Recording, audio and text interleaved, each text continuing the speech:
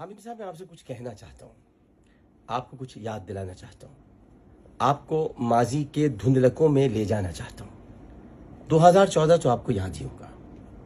2014 میں آپ پر حملہ ہوا اور آپ کو گولیاں لگیں اور آپ کی حالت کافی غیر تھی۔ اسپتال آپ پہنچے، میں انعام گھر بند کر کے، یعنی جو میرا شو تھا اس کو ختم کر کے میں آپ کے پاس پہنچا۔ اسپتال پہنچا کیونکہ میں اس وقت جیو میں کام کرتا تھا۔ جب میں وہاں پہنچا تو میں نے دیکھا کہ آپ بہت بری حالت میں تھے اور ابھی تک آپ آپریشن تھیٹر میں نہیں گئے تھے۔ آ رہے تھے لوگ، آنے جانے کا سلسلہ ابھی جاری تھا۔ ایک صاحب کو باہر سے آنا تھا، کچھ لوگ اور بھی آپ کے پاس آئے ہوئے تھے۔ نام لینا نہیں چاہتا کیونکہ پردہ پوشی رکھنا غالب ہے، اور پردہ پوشی رکھنا اس لیے غالب ہے ہماری گفتگو پر، ہماری باتوں پر، کیونکہ ہم ستار العیوب کے ماننے والے ہیں۔ اسی کو پوچھتے ہیں، اسی کی عبادت کرتے ہیں جو ہمارا پروردگار ہے، جو ستار العیوب ہے۔ میں نے آپ کے ساتھ ساتھ اسٹریچر کے اپنے قدم بڑھائے اور مجھے پتہ چلا کہ آپ کا آپریشن ہونا ہے۔ ڈاکٹر پال کہہ رہے تھے کہ آپ کا آپریشن ہوگا، لیکن اس کے لیے دستخط ضروری تھے کیونکہ آپ کی جان جا سکتی تھی۔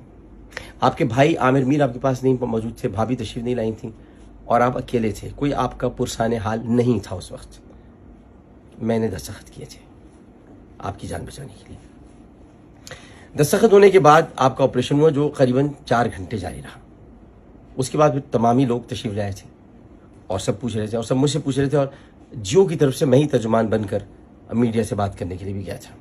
اس دوران آپ نے ایک دعویٰ کیا تھا، اور دعویٰ آپ کا یہ تھا کہ مجھ پر حملہ ISI کے جناب ظہیر الاسلام صاحب نے کروایا ہے۔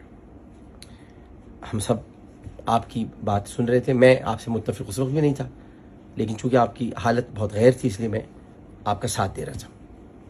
میں نے 17 مرتبہ جیو کی اسکرین پر آ کر آپ کے ان جملوں کی معافی مانگی، اور پھر جب بعد میں کمیشن بنا اور کمیشن کے سامنے آپ پیش ہوئے اور بیان ریکارڈ کرایا آپ نے، اس میں آپ نے انکار کر دیا کہ میں نے یہ بات جو کہی تھی وہ غلط تھی، ایسی بات نہیں تھی۔ آج تک وہ کمیشن کی رپورٹ منظر عام پہ نہیں آ سکی۔ میرا پہلا سوال آپ سے نہیں ہے بلکہ ISI سے، کہ وہ رپورٹ کیوں منظر عام پہ نہیں آتی جس میں انہوں نے یہ کہا ہے، باقاعدہ کہا ہے کہ ظہیر الاسلام کا اس واقعے سے کوئی تعلق نہیں تھا۔ آپ کو ڈھیل دی گئی، یا آپ کو ڈھیل دی گئی ہے، آپ کو کچھ نہیں کہا گیا۔ آپ پھر لندن چلے گئے بیٹی کے پاس، آپ کی طبیعت ابھی ایسی نہیں تھی کہ آپ پروگرام کر سکتے، اور آپریشن کے بعد آپ نے سب سے پہلے مجھے ہی بلایا تھا، مجھ سے ہی باتیں کی تھی، اور مجھ سے جو باتیں کی تھی وہ صرف امانت ہیں، میں کبھی وہ باتیں نہیں دہراؤں گا۔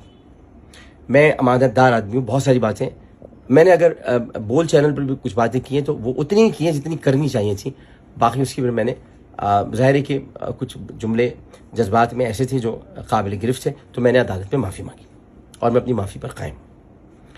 لیکن میں آپ سے یہ کہنا چاہتا ہوں کہ جو آپ کے نظریات اور خیالات ہیں، اگر آپ اس سڑکوں پر کہنے کے بجائے اپنے دل میں یا اپنے دوستوں میں محدود رکھیں تو کیا مناسب نہیں؟ کیونکہ یہ آپ کے خیالات ہیں، یہ قوم کے نہیں ہیں۔ میں آپ کے خیالات سے متفق نہیں ہوں، لیکن آپ کی عزت کرتا ہوں۔ بس ایک چھوٹا سا کام مجھ سے نہیں ہو سکا، لیکن بات یہ کہ میں عزت کرتا ہوں میں۔ اب یہ تو نہیں ہوگا نا کہ آپ سڑکوں پہ کھڑے ہو کر کچھ بھی کہتے پھریں۔ جناب آصف غفور صاحب نے آپ کو عزت دی، آپ کو بلایا، آپ کو پریس بریفنگ میں بلایا، تعلقات سب بحال کرنا چاہتے ہیں، غلط فہمیاں دور کرنا چاہتے ہیں، لیکن اس کا یہ مطلب تو نہیں ہے کہ آپ کھڑے ہو کر آپ نے کیا کیا کہا ہے، اور آپ کہہ رہے ہیں وہ نامعلوم افراد نہیں ہیں، ہم ان کو جانتے ہیں، تو بتاؤ نام ان کا، بتاؤ نا، اگر آپ جانتے ہیں تو بتائیں، ہم سننا چاہتے ہیں۔ اور پھر اگر آپ کہیں گے تو واللہ قسم پروردگار کی جس کے قبضے میں میری جان ہے، میں وہ سب باتیں بھی منظر عام پہ لے آؤں گا جو آپ نے مجھ سے کبھی کہی ہیں۔ لیکن آپ وہ وقت یاد رکھیے، مت بھولیے گا کہ آپ تکلیف میں تھے، آپ درد میں تھے، اور آپ کا یہ بھائی آپ کے ساتھ کھڑا تھا۔ پھر آپ نے مجھ سے کہا اپنے شو میں جانا عامر عالم آن لائن میں، اور میں نے گالیاں کھائیں اس پر میں نے گالیاں کھائیں، اور آپ نے کہا یہ کہنا کہ جب میں اسپتال پہنچا تو میں نے پاکستان زندہ باد کے نعرے لگائے، اور میں نے میں تو سادگی میں ہی مارا جاتا ہوں، کبھی مجھ پہ تیسری شادی کا الزام لگ جاتا ہے، کبھی کچھ لگ جاتا ہے، سادگی ہے میری کہ میں کرتا کچھ نہیں ہوں لیکن ہو کچھ جاتا ہے میرے ساتھ۔ اور میں نے اس کے بعد آپ کے کہنے پر میں نے کہا کہ آپ نے پاکستان کا زندہ باد کا نعرہ لگایا، آپ نے پرچم بلند کیا، آپ کو چھوٹا سا ہم نے پرچم دیا، آپ نے بلند کیا، جو دیا تھا آپ کو، یہ بات حقیقت بھی تھی، لیکن زندہ باد کے آپ نے نعرے لگائے مجھ کو نہیں پتا تھا، لیکن یہ کہ آپ کو پرچم دیا تھا، آپ نے کہا. اب میں نے آ کے ٹیلی ویژن پر یہ کہا کہ حامد میر صاحب تو زندہ باد کے نعرے لگائے، تو اس پر لوگوں نے بنایا ہاں حامد میر صاحب زخمی ہوئے، اس کے بعد اترے، پھر اسپتال گئے، اسپتال میں بھی انہوں نے زندہ باد کا نعرہ لگایا، اس کے بعد اسٹیشن پر لیٹتے زندہ باد کا نعرہ لگایا، پھر ان کو نرس لینے آئی، اس کو دیکھا انہوں نے زندہ باد کا نعرہ لگایا. لوگوں نے میرا بڑا مذاق اڑایا اس میں چپ رہا. لیکن اب آپ جو کر رہے ہیں، آپ کے پیچھے میں لگ جاؤں گا، میں آپ کو بتا رہا ہوں یہ غلط کر رہے ہیں آپ. تحقیقات کے بنا کسی بھی ادارے پر الزام لگانا بہت تکلیف دہ ہے، بہت برا ہے. حالانکہ اب میں آپ کو اگر کچھ یاد دلانا چاہوں، نواز شریف آپ کو دیکھنے آئے تھے. اندر کا منظر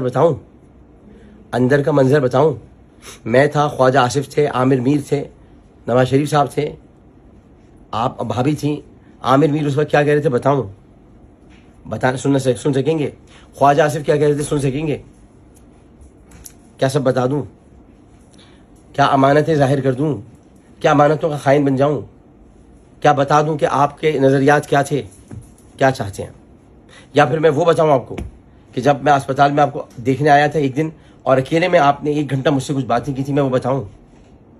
یا گاڑی میں آپ کے ساتھ کہیں جا رہا تھا تو آپ نے مجھ سے کچھ باتیں کی تھی، میں بتاؤں؟ میں خائن نہیں ہوں، میں باتوں کو دل میں رکھتا ہوں، راز ہم نے کبھی ظاہر نہیں کرتا.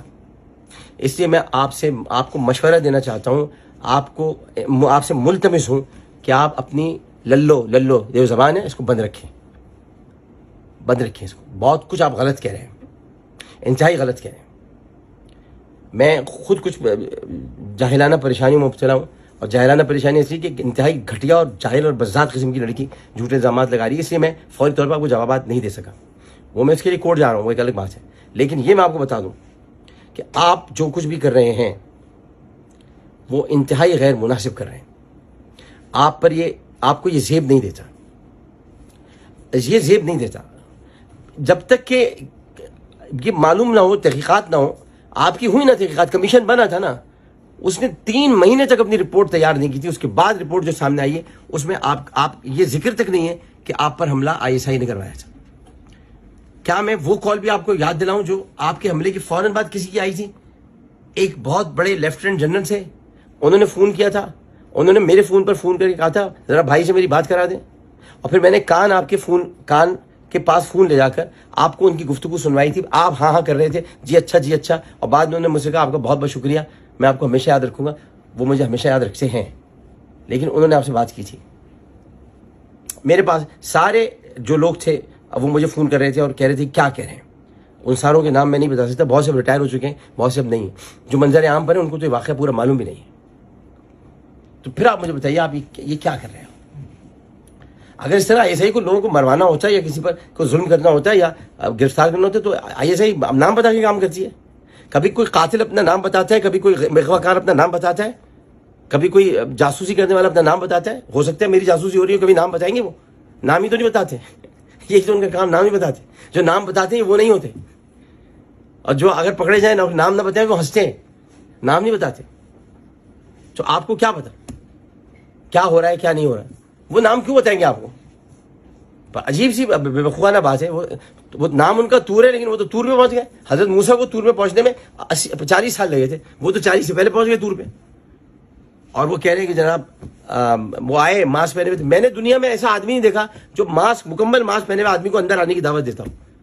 وہ چوٹیاں گوندنے والا آدمی تو ہو سکتا ہے، لیکن وہ گھر کا دروازہ اس کو نہیں کھولنا چاہیے. ہاں وہ چوٹیاں ضرور گوندے. چوٹیاں کیا ہے؟ اب اس کو کچھ اور مطلب مت لیجیے گا. چوٹیاں جو باندھی جاتی ہے، گوندی جاتی ہے. تو اب اس میں آپ مجھے بتائیں کہ ایسے آدمی کی بات پر کیسے یقین کیا جائے؟ تو آپ بھی ذرا خیال کیجئے، غور کیجئے، اور میری ان باتوں کو دل سے سنیے گا.